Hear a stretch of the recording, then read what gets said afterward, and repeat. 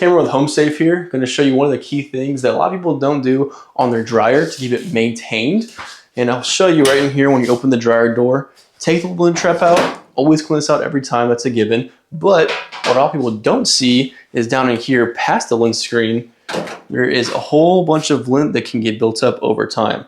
So a couple things that we do offer is cleaning it out ourselves, but customers can actually use a lint brush to clean this out whenever they're done doing laundry. Every couple so months is what we recommend.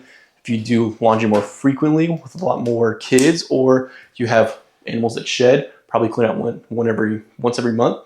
But other than that, every couple months should be good. And whenever you get that done, this will clean this little section out. That makes your dry run more efficient.